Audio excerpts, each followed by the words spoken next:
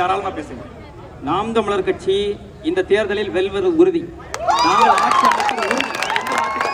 நாங்கள் மாதம் 5000 ரூபாய் தர்றோம், 2000 ரூபாய் தர்றோம், 2500 ரூபாய் தருவோம் என்று சொல்ல வந்தவர்கள் அல்ல. மாறாக நாட்டு மக்கள் அனைவருக்கும் தரமான கல்வி, தூய குடிநீர், மருத்துவம் சரியாக சமமாக இலவசமாக வழங்கப்படும். நாட்டு முதலமைச்சருக்கு எப்படிப்பட்ட தரமான கல்வி மருத்துவம் இலவசமாக எப்படிப்பட்ட தரமான மருத்துவம் கிடைக்கிறதோ அதே போன்ற தரமான கல்வி மருத்துவமும் கடைகோடி இருக்கக்கூடிய ஒவ்வொருவருக்கும் இலவசமாக சரியாக சமமாக வழங்கப்படும். நாம் தமிழர் கட்சி நாங்கள் என்ன செய்வோம் என்றால், இந்த நாட்டில் முதல்ல சரி செய்ய வேண்டிய பிரச்சனை என்னன்னா, நம்முடைய சமையல் அறையில் நம்முடைய நாம் தமிழர் கட்சி முதலில் நாங்கள் செய்ய போறது, ஒவ்வொரு வீடுகளில் இருக்கக்கூடிய சமையல் அறையில் இருக்கக்கூடிய நஞ்சை நாங்கள் அகற்ற போகிறோம்.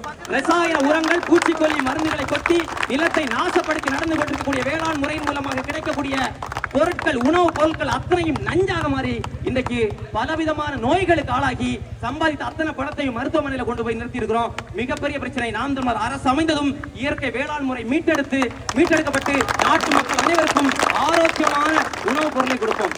அது மாதிரி இந்த மாவட்டம், கன்னியாகுமரி மாவட்டம், கேரளா நெய்யார் இடதுகரை கால்வாயிலிருந்து கன்னியாகுமரி மாவட்டத்திற்கு தண்ணீர் வந்து 22 ஆண்டு காலம் ஆகிறது.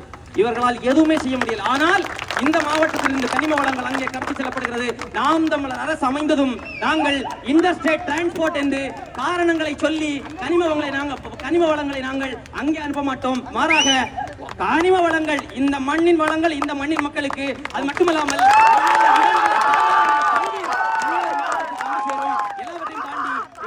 பெருந்தலைவர் காமராஜருடைய ஆட்சி காலத்தில் இருந்த சுமார் 5000 நீர்நிலைகள், நாசமாக்கி வைக்கப்பட்டிருக்கக்கூடிய நீர்நிலைகளை நாம் தமிழர் அரசு அமைந்ததும் போர்க்கால அடிப்படை நீர்நிலைகளை மீட்டெடுப்போம். பட்டணம் கால்வாய், சித்தார் பட்டணம் கால்வாய் மீட்டெடுக்கப்படும்.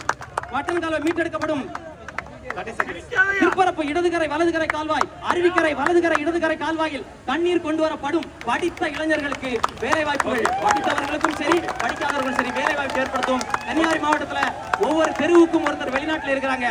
காரணம் என்ன? நிறைய தனியார் கல்லூரிகள் இங்கே இருக்கிறதே தவிர இங்கே வேலை வாய்ப்புக்கான எந்த சூழலும் இல்லை. வேலை வாய்ப்புகளை உறுதியாக நாங்கள் ஏற்படுத்துவோம். இறுதியாக போதையால் நிறைந்திருக்கக்கூடிய இந்த நாட்டை போதையின் பிடியில் இருந்து நாங்கள் மீட்டெடுத்து